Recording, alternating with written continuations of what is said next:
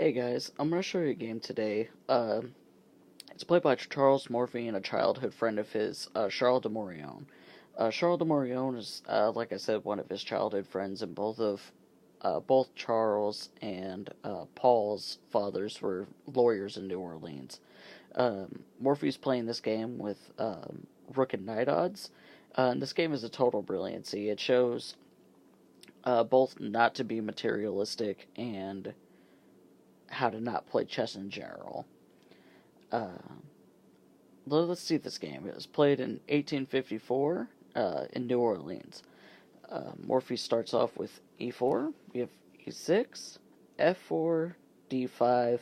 I'm not really going to be showing it or saying any openings because there's just no point. He's already down two pieces. We have d5, and he wants to contest the center.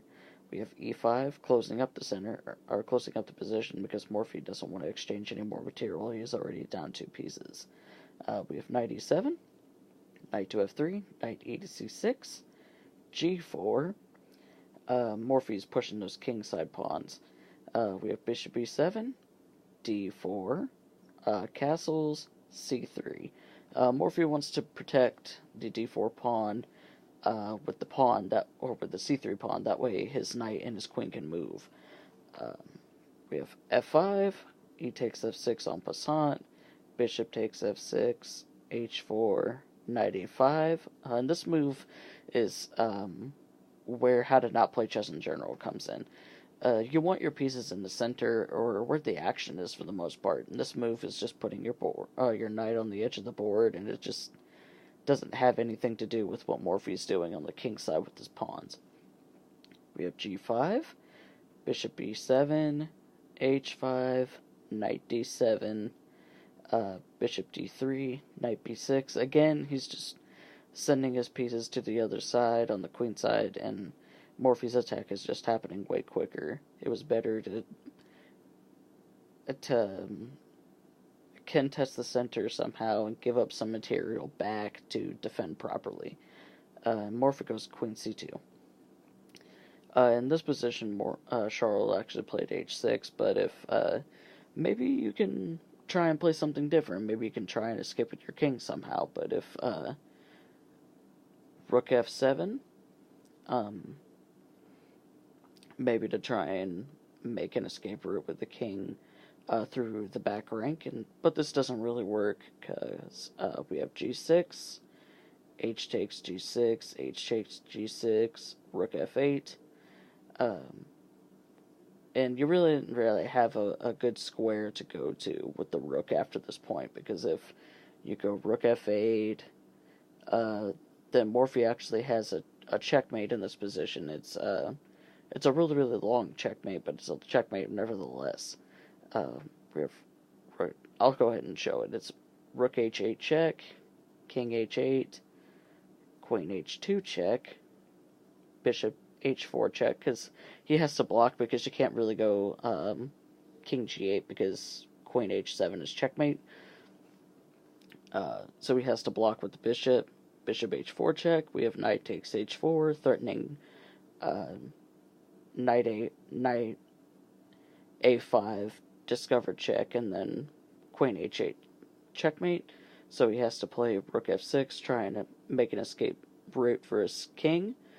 We have knight f5 check, king g8, queen h7 check, king f8, queen g7 check, king e8, queen h8 check, king d7, and then this is the one move that's not really forced in this whole line, is bishop b5 check, which is really, really pretty. We have c6, but that also stops the king from being able to escape through that square. We have queen h7 check, king e8, g7, threatening to promote with the queen. Rook f8 is the only way to stop it, giving up a rook. We have g takes, and then promoted to a queen. The king would have to take, and then queen g7 check, king e8,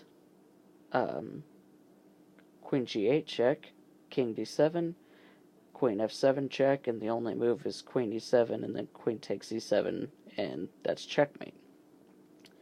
But after this queen c2, Charles plays h6, because you can't really escape with the king. We have g takes h6, g takes h6, rook g1 check. Now you can't really go to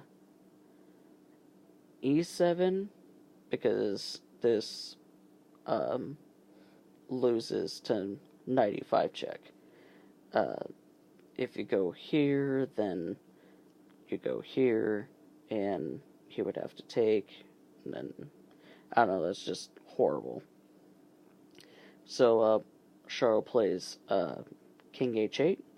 We have rook g6, rook f6, queen g2, queen e8, knight h4, queen f7, f5, bishop d7, bishop takes h6, rook g8, bishop g5, rook f takes g6, knight takes g6 check, rook takes g6, h takes g6, queen g7, queen h1 check, king g8, it's about the only move you got, and then f6.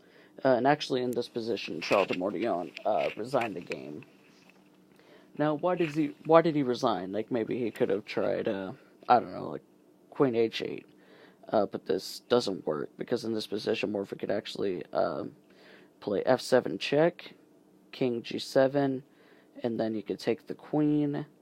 The king takes h8, has to take the queen, and the bishop takes e7, and there's no way to stop the pawn.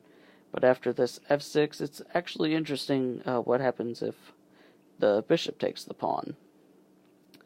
But this is also winning for white, but it's an interesting move that you have to find. It's queen h7 check. Now, the queen could take on h7, g takes h7 check,